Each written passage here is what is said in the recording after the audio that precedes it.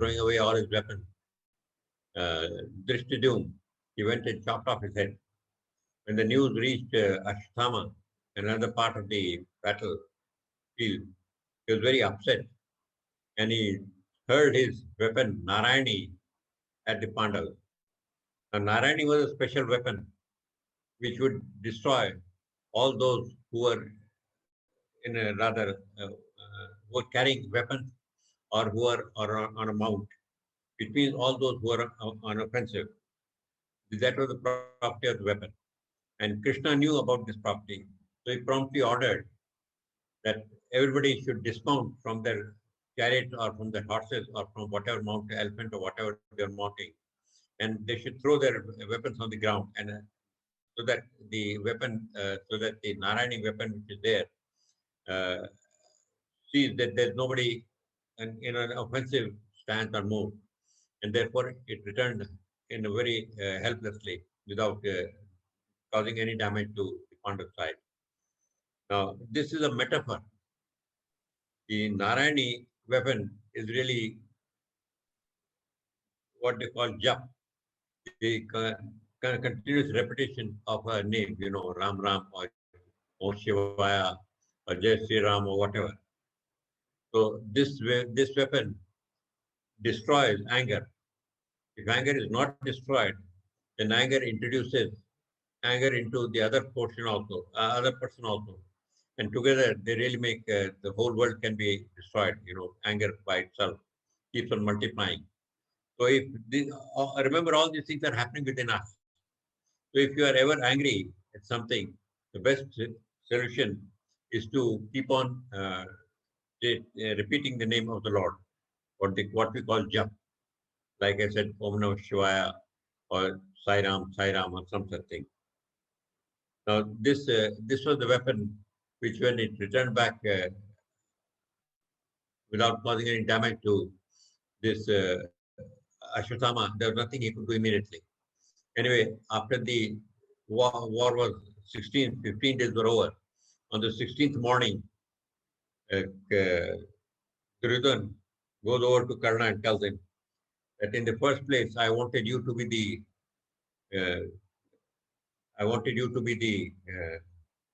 commander-in-chief of my forces, and that day has now arrived.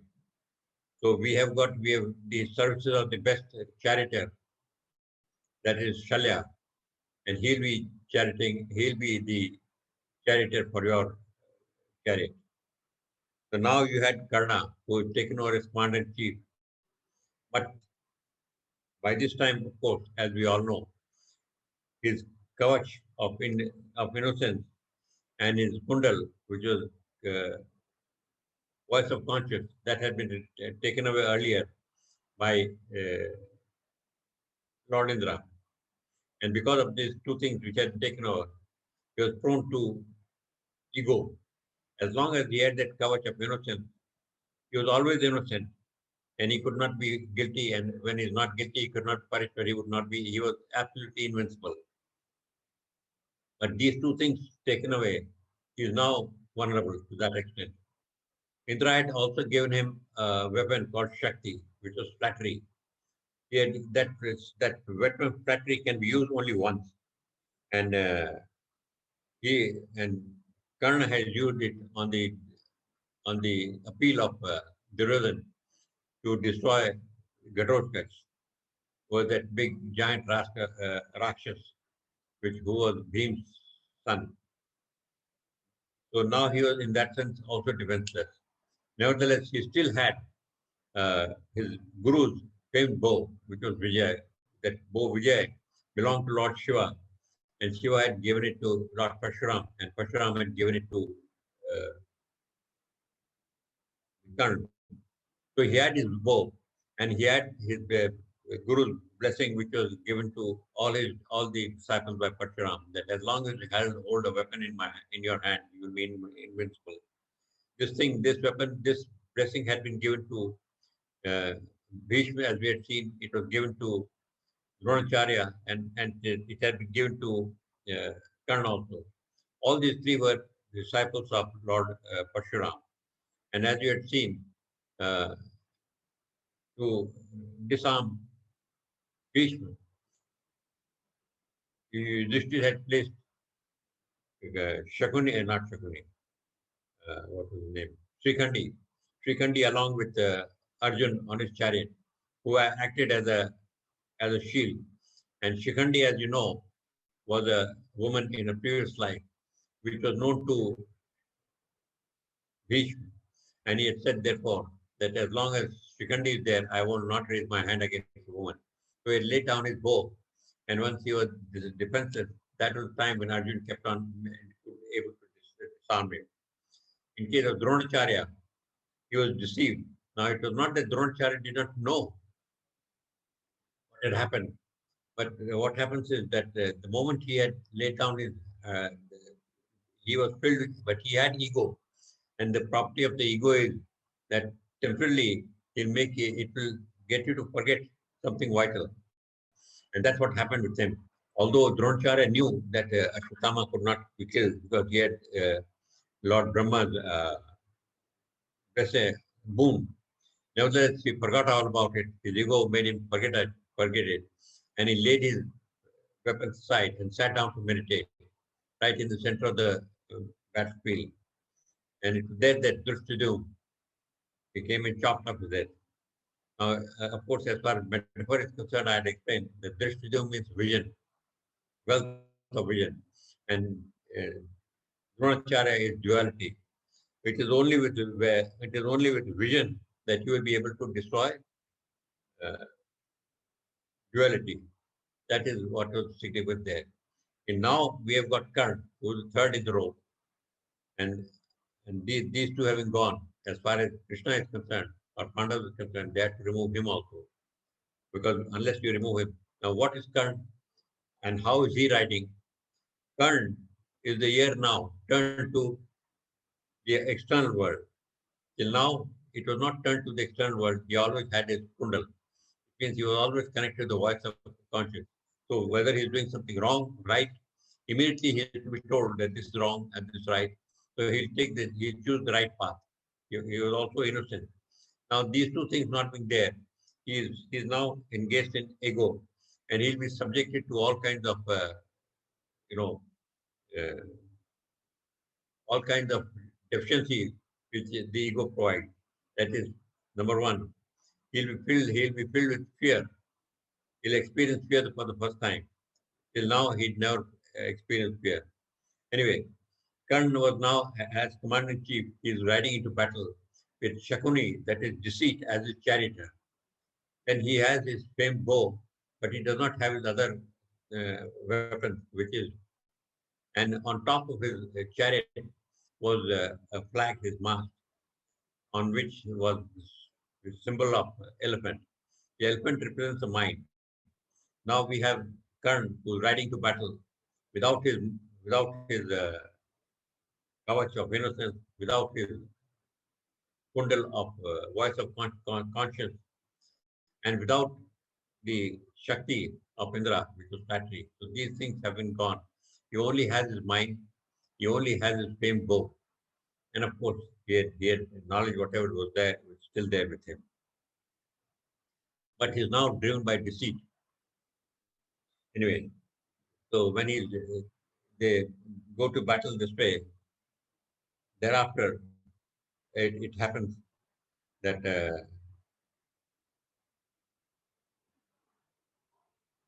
now Karna tells his charioteer, what's his name,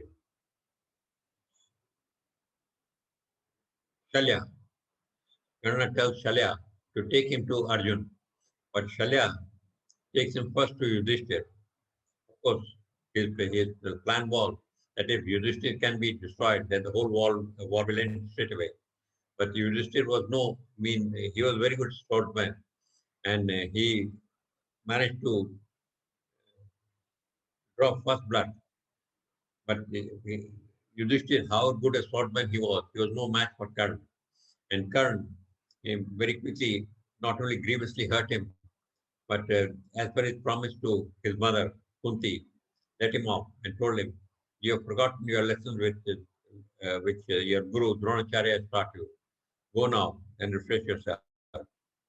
So that way, defeated, he went back to his camp, where, of course, uh, he was met with both his brother, youngest brother, Sahadev and Nakul, who were very upset on seeing this condition of their eldest brother.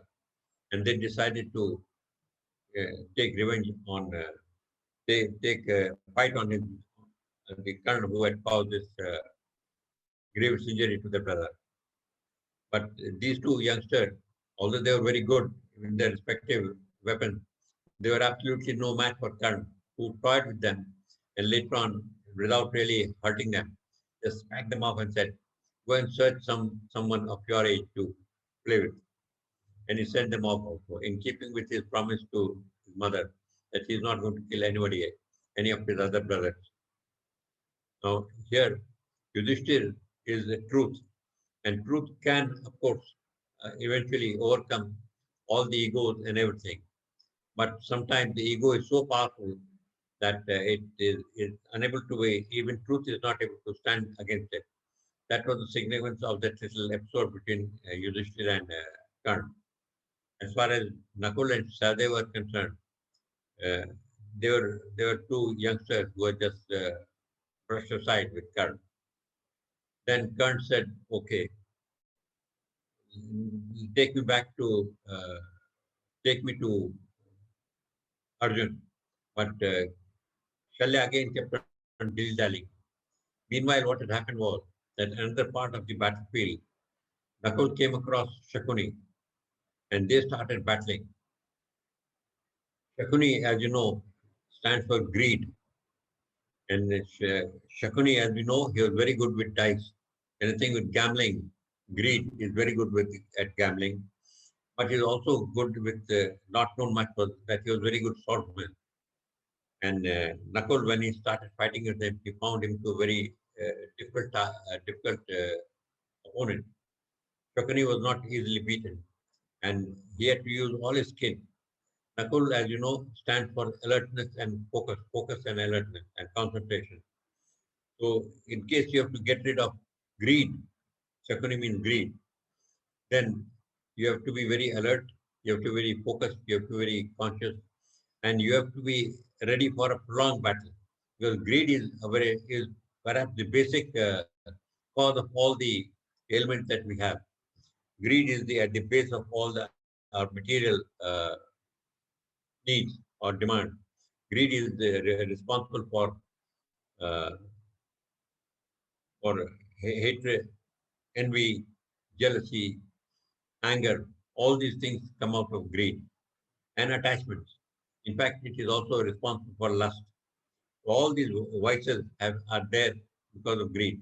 So the first thing that these people have to do, we have to do within, because the war is going on within us, is to get rid of greed. And that's what Nakul, and we can get rid of greed through alertness and focus and alertness and concentration. But it's a long time battle, and eventually Nakul does manage to kill greed, or rather Shakuni. Having killed Shakuni, then this then meanwhile, as Karn had told his charioteer Shalya that you please take me to Arjun. He was very eager to fight with Arjun. But Shalya took him this time to Bhim. Now, three of his brothers, between Yudhishthir, Nakul, and Sahadev, had been spared by uh, Karn. Now he's come face to face with Bhim. Initially, it seems that Bhim was being toyed with. Karna kept on playing with Bhim as if he was very novice. But Bhim was not all that novice. He put in his all his effort, and very quickly, not very quickly, but in course of time, he managed to get Karna on the defensive. Once this Duryodhan, who was watching this duel from his place, he saw that Karna was being put under pressure. So he said one by one all his brothers to fight with Bhim. But Bhim by this time was on top of all the situation, and very quickly, one by one, he managed to chop off all the Duryodhana's brothers, all his 98 brothers, and one by one, they like cattle fodder. It simply means that with persistence, Bhim stands for yearning and persistence, a great hunger for God and persistence. If you have great hunger for God and persistence, all your demonic traits which are there within us, and there are 101. 101 is just number, but it is very many there. All these demonic traits within us can be destroyed by hunger for God or yearning for God and perseverance. If you persevere with it, then you can definitely destroy all your weaknesses which is there within you. That's the significance of that war with Bhim had with Duryodhana's brother. Then finally, his Bhim came across the Dushasana, which was Duryodhana's brother, the only surviving brother now. Dushasana, as you know, he was responsible for attempt to strip Draupadi, and there he had Bhim had taken a vow that he is going to kill Dushasana and drink the blood from his heart as it pours out. So he had to ensure he had to keep that promise to himself. They kept on fighting with him. Both of them were very good at mace, gada, but it happened during the war that one blow caught him on the head and sent him hurling, sent Dushasana hurling some distance away. While he was still trying to recover from the blow, Bhim very quickly walked over to him and pressed him against the floor, which is kneeled over him, and with his knees over his chest, pressed him against the floor of the battlefield. There, then he stood up with his one leg upon chest of Dushasana, held his arm, with which arm he with the hand which tried to disrobe Draupadi. And he kept on twisting that arm. And then after he had twisted enough and he broke that arm, then with a big jerk, he pulled that whole arm out. Now, this is again a metaphor. And after he pulled out his arm, then what this Bhim did was he sat on his chest and ripped open his chest with his bare hand. And then as the blood flowed out of his heart, he drank the blood as he had promised. Now, the whole thing is a metaphor. It's a little ghastly, but it is a metaphor. And what does it mean? It means the arm is the instrument by which we do. The doership comes through this arm, is a representative of this arm. Now, if you chop off a tree, let's say, but don't remove its root, then the possibility of the new shoots coming up from the stem, which is, or the little bit of trunk which is still there, is there. However, if you want to ensure that nothing comes out, so you have to pull out from the roots. And this is what is meant by this thing, by this metaphor. That when they had pulled out his arm stands for ability to do something. So that doership was completely removed. If you want to remove all our wickedness within us, we have to get over all the doership. We have to sacrifice all our doership. This, when I explain a little bit of dharma today, then उसमें भी यही आएगा. The doership has to be completely eliminated, and this is what is reflected by the pulling out of his arm. Like I said, if you just chop off his arm, had he chopped off his arm by taking his sword, it would have amounted same thing. He would have still have been unable to use the arm. But here means that his doership has been removed. Then, as far as the heart is concerned, heart is the seat of divinity. The mind is the seat of the ego. In divinity, normally, but the heart also has got blood in it. Blood stands for the animal propensities which is within us. Sometimes the animal propensities become very predominant and they suppress the divinity within us. So this metaphor means that him he had completely be means by your yearning and uh, by yearning for God and perseverance. You can remove the animal propensities within us by that is the meaning of this. The blood had gone out and he drank the blood. Now, Karn, who was watching this whole episode from a little distance away, as per the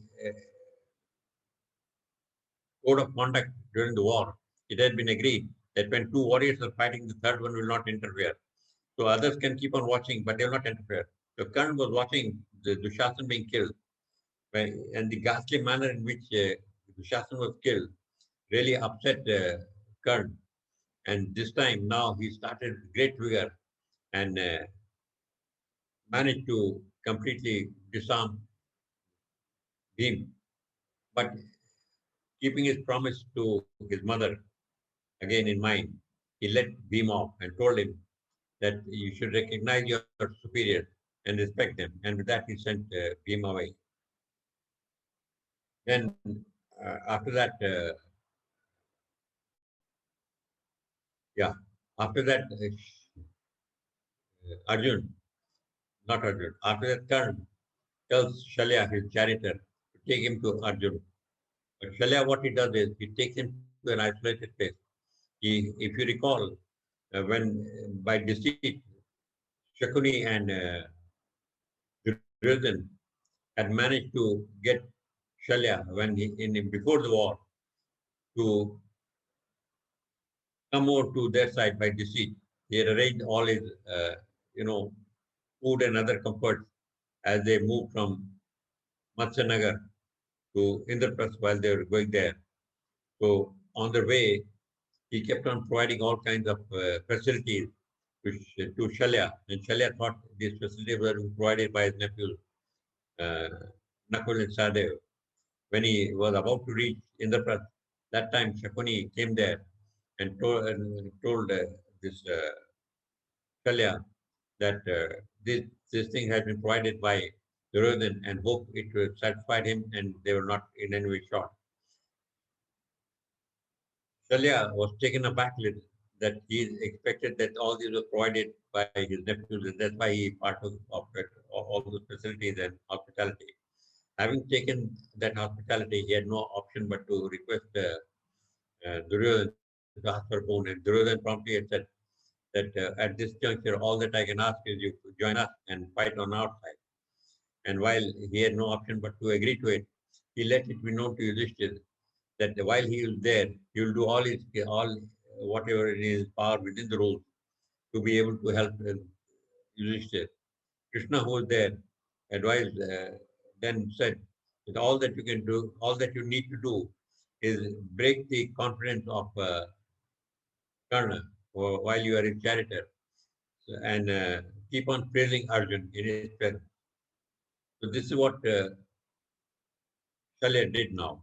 He first of all took him to a isolated place on the slightly in the battlefield. There's no isolated place, but a little place away from the main battle where it was fought.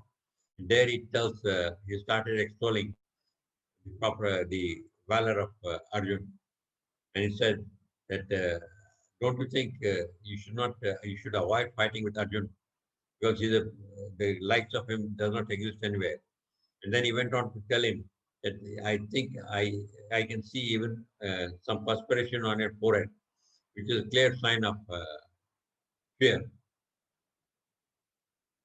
This man, Karn, of course, he responded, saying that, look, the situation is such that only a wooden dummy would remain unaffected. He's a great warrior, and a great war is battle is coming our way. Yes, I'm taking stock of this situation. But Karn, now without his kundal and kavach, was prone to ego, and ego had now come in. If you recall, uh, before the war, before Kunti had met him, Karn was fighting he wanted to fight Arjun because he wanted to know his identity. He didn't know who he was, and he just wanted to establish his identity. Just little before the war, just before the war, Kunti and Krishna, later Krishna, they went and told. Arjun told Karna that he was her son and that he was the eldest of the Pandavas. Now, once this fact was made known to Karna, all his life he has been searching his identity. He had now got his identity. So the question of fighting further for the same thing had become meaningless. Nevertheless, it was now out of ego that he had been all the time indebted to had all the time being indebted to Duryodhan. So he wanted to repay back Duryodhan. So this was out of the ego. Now, when the ego is there, that's the time when you experience fear, when you experience uncertainty, when you experience all kinds of other negative traits within you. So that was happening with Karna. But Karna was nevertheless a very brave warrior because fighting does not mean that you, uh, you chicken out and fighting also. Courage does not mean that you don't fight. Courage means you recognize that the odds are against you, and in spite of that, you go to fight with your opponent. And it is in this spirit that he went there. He was a brave warrior, and now his courage has taken control over him, and he is going to battle with Arjun. This is raw courage. That's the time when they say he's close to divinity. Now, when they say finally Shalya brought Karn face to face with Arjun. Initially, the battle was more or less even, but Karn was better of the two, and he managed to singe uh, Arjun's headgear. At another time, Arjun managed to singe uh, Karna's headgear also. Then he took out one of his weapons, which was a snake weapon, and hurled it at Arjun. This would have destroyed Arjun completely, but the fact that Krishna, who knew this weapon and also knew that he will be killed with his divine powers, he pressed his chariot so that the chariot sunk into the ground. And then the arrow which was shot there, it merely grazed his helmet and the headgear and went off. So that he was saved that way. Once this was done, then uh, his chariot has been stuck there. So Arjun had no alternative but to leave his Gandhi in the chariot and his other this quivers in the chariot itself, get off the chariot. And while Krishna was driving the horses, the chariot, he had to lift the uh, chariot wheel and take it off from the mud where it had been sunk. Karn kept on watching him, and as per the rules of the or conduct of the war, which had been agreed to, he did not fight. He did not kill Arjun when he was thus defenseless, because it was said that as per the rules that had been agreed to, when that if your opponent is defenseless, he's not having any weapons, you can't kill him. You have to wait till he holds his weapon again. So Karn, although he had that opportunity, he did not utilize it.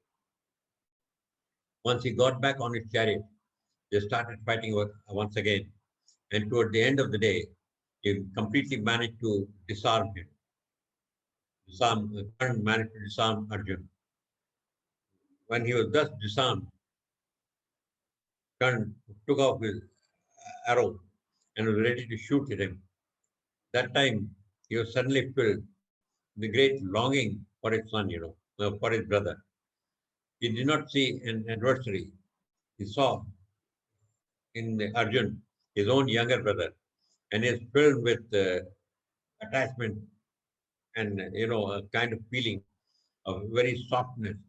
And just as he was feeling that thing, the sun went down. Now this kind of feeling you get out of ego. And if you recall, the same feeling Arjun had when he was fighting with Bhishma Pitama. Every time he took out his bow from the Gandhi, he shot it. That time he had this feeling. And with that feeling, you could never really strike a Bhishma. And that's why uh, Krishna had got upset with him and said that you have to be serious. You don't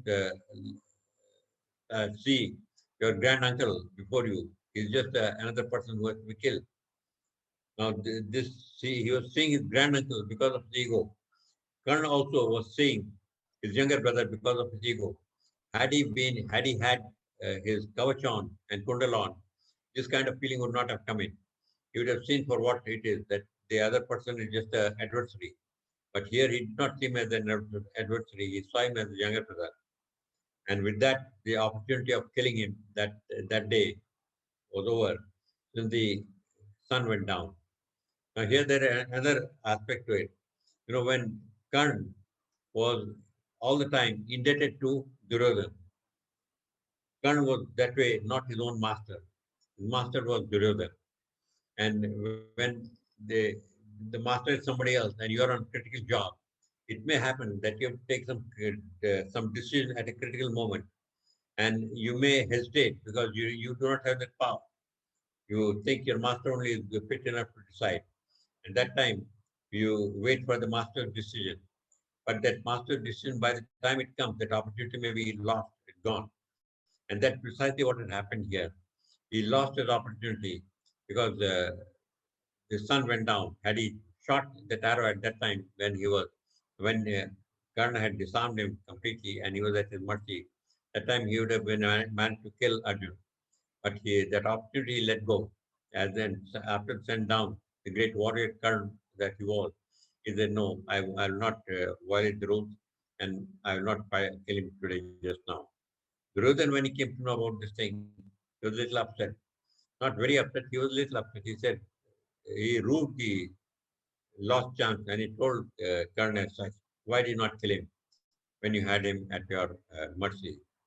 Then, of course, Karna said that, "Look, the sun had gone down and I have not do anything that's against the norm. I'll finish the job tomorrow." But of course, tomorrow, who knows what tomorrow is?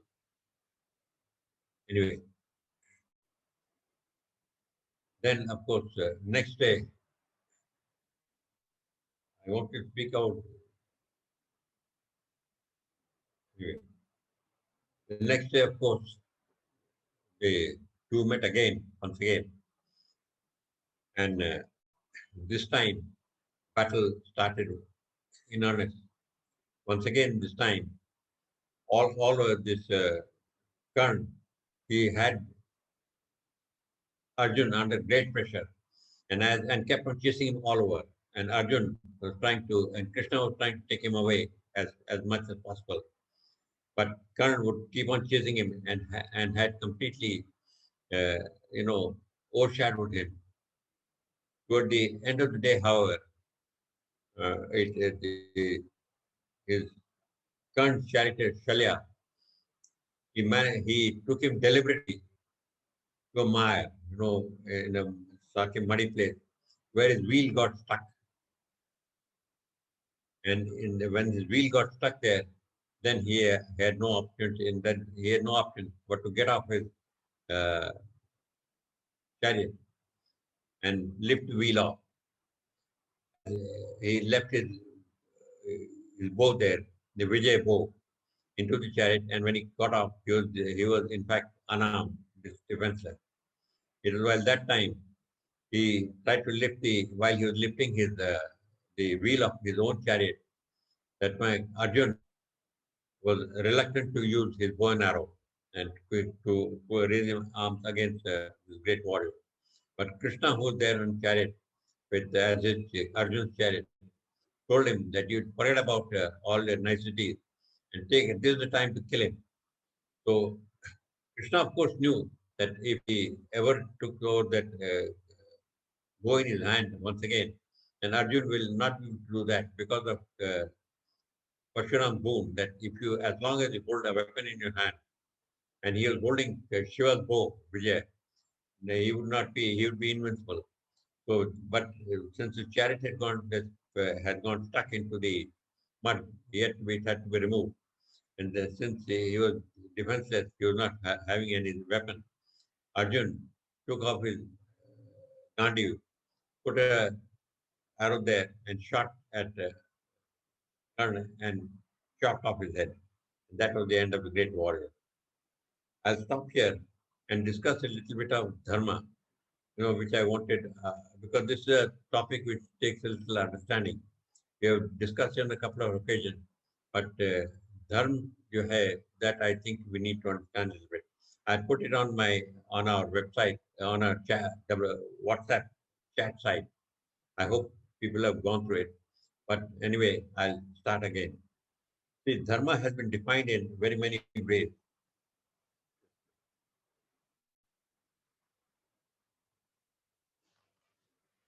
Yeah.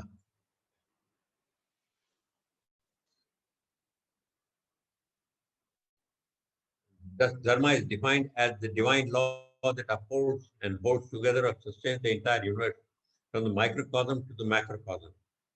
Dharma is that which leads to stability and balance in the world. Dharma is that which sustains the society and maintains the social order. Dharma is the principle of righteousness which leads to upliftment of living beings and their well-being. Dharma is that which leads to material and spiritual advancement, etc., etc. All these definitions have been given. But dharma really is nothing but being. To be means dharma. To be, because dharma is from the root dhar. Dhar. What dhar means to hold or to sustain. To hold what or sustain what? The universe and us. And how? By being. What is the meaning of being? To be. To be that what you are. You already are something. To be that you are it needs to be understood. And this we will try to uh, take in in case of inert things or what we call these days non-living things. And living things, among living things we have plants which can't move out. Then among living things we have animals and birds and fishes. That's another category, and or insects also. And lastly we have man. Now dharma, really speaking, should not apply to anybody else other than human beings, because we have the power. We have the power to act in any way, whichever we like. But as far as inert things are concerned, like you say, substances, elements, whether it is, salt or water or any other element, gold or silver or, sodium. These days you've got all the mentally stable, all the 92 elements which are there, plus now, of course, heavy elements are also there. All these elements have their properties. And these properties, according to these properties, the elements, they are there and they follow their properties. This some has been called by some people the dharma of these various inert substances or the elements. Conformance to their property is called dharma. This is one version by some people. See, in like manner, but if you take like this, what is the meaning of this? If you take water, for example, a lake or a pond or a river. Now, in the pond or a lake, the water is still. Why is it still? Because there's no gradient there. On the other hand, a river, water keeps on flowing there. If somehow there's an earthquake or something, and the gradient of the lake tilts, then water will start flowing. The water does not do anything on its own. It is the external conditions that are there. They manage to that they compel the water to move and flow from one side to the from one end to the other. And similarly, water when it is subject to, let's say, heat, it'll start boiling, start turning into steam. Water doesn't do anything. It is the external condition which makes it. So this property, when water conforms to this property, especially when it is not doing anything of its own, that is called dharma by some. In the same way, we can take uh, the living thing, plants, for example. The plants, although they are rooted at one place, but it's not that they are not living. These days we know that they are living and they are alive also. But like the water or any other element, the plants, they don't do anything. A tree, when it sheds its pod or a seed, that seed does not do anything. It just lies down on the ground. Throughout the summer, it will lie there. And when the monsoon starts and it starts raining, that time it will sprout. But again, the sprouting and it's take root and start growing. That sprouting, taking root and growing. It is not that something is being done by that plant or the tree. This is a law of nature which it is following, just like river. It is a property of that seed, just like the property of the water is to flow. The property of the seed or the living thing is to accumulate and grow. That accumulation growing is a property. So this property is called dharma. To that extent, but the plants and all the non-living things, they have no option. They have to follow whatever is the law that governs them. In similar manner, in case of animals, birds, fishes, or insects, all these are also governed by their what some people call dharma. That means they also are governed by that law of instinct, instinct for survival. This survival instinct is what governs them, and this survival instinct uh, gets them to act in a particular manner. Now, all these animals or birds or fishes, all these living creatures, they conform to their survival instinct. Even the plants conform to the survival instinct. For example, when the season is there, the trees will shed their leaves. At other time, when this monsoons arrive or the spring arrives, then all these leaves will come back again, fresh. When it's season, then they'll flower, and in another season they'll fruit. Like that, they all obey the law of survival and growth. Same thing with the animals and the fishes and birds. So that is called their dharma. In my opinion, of course, I don't consider that dharma because these creatures, they don't really have any choice. Although animals do have a little bit of choice, it's not that they are completely choiceless. They have a choice, but that choice which they have is very minimal. So really speaking, it is not dharma. Dharma really applies to only human beings. And what is dharma? Dharma means conforming to what your identity is. Now, human beings, man has got multiple identities. One identity arises from his prakriti, from the nature, which has given him a form. That form is that of a human being. So it is a human identity from which dharma arises. Now, dharma, what is that human identity? Human identity is there when you act according to human values. When you act according to human values, that is when you are being human. So to be human, you have to follow the human values of truth, righteousness, non-violence, peace, and like that. These are the uh, human values which you have to follow. When you follow these human values, then you are doing your dharma. If you don't follow this, then you're doing adharma. Dharma, if you recall, I told you when we had started this series on creation, that there was a time when the earth was greatly upset. There were great lot of wars and deceit and dishonesty and cheating and all kinds of vices and wickedness were there. And the earth had become very, could not bear all this wickedness, and it appealed to Lord Shiva.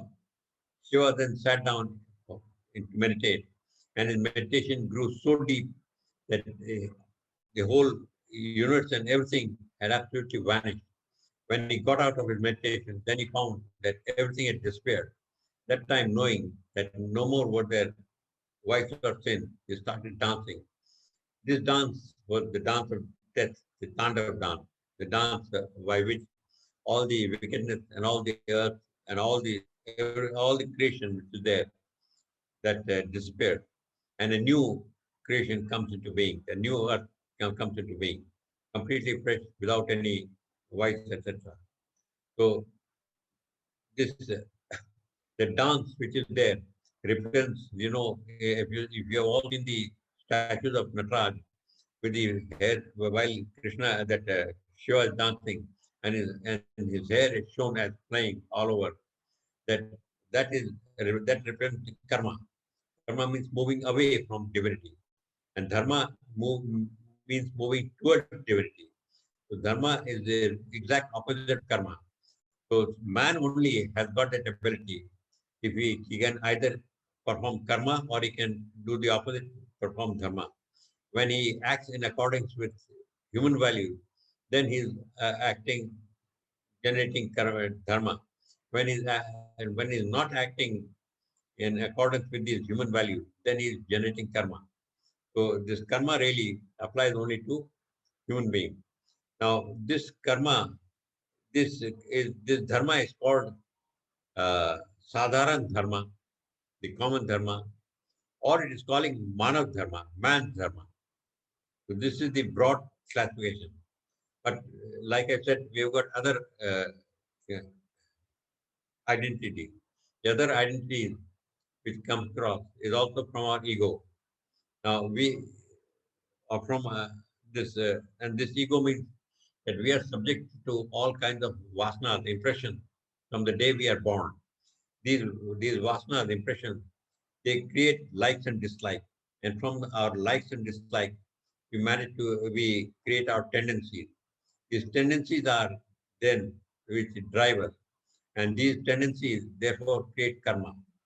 So this karma is another creation which arises from our ego, and from our ego, when we have this thing, uh, that we have to how to uh, uh, this karma can be classified under four different heads. This karma, the likes and dislikes which are there. These likes and dislikes give us our various states which are there within us. Is sattva, rajas, and tamas. And the combination of these things, they give us what we call the four kinds of actions, or four kind of tendencies which are there with us. That means the tendencies of the Brahmin, the four castes, or the Varna, the Brahmin, the Kshatriya, the Vaishya, and Shudra. All these tendencies which are there, these are the result of our vasanas or impressions. And these are the ones which result in our karma. We have to get over these things. How to get over it? By performing the task, the dharma that arises out of these actions to the best of our ability. Now, if you keep on doing only your, how well a task you may perform, it nevertheless turns into karma. However, if this task is performed when it is tempered with uh, your manav dharma, which means these four righteousness, principles of righteousness, satya, dharma, shanti, prema, ahimsa, these five principles are there. When it is with that time, this karma turns into dharma, and then you are able to escape the bonds of karma. So our dharma arising out of our varna is called swadharma. That's swadharma or individual dharma. That individual dharma it becomes when it is tempered with manav dharma, or like Swami put it simply, that if you do your duty to the best of your ability with love, then it becomes dharma. But if you just keep on doing your duty, even if it's the best of your ability, then it remains karma. You may get good karma out of it or bad karma, that's a different issue. But it will still remain karma. It will become dharma, provided it is tempered with love. So that is the main difference.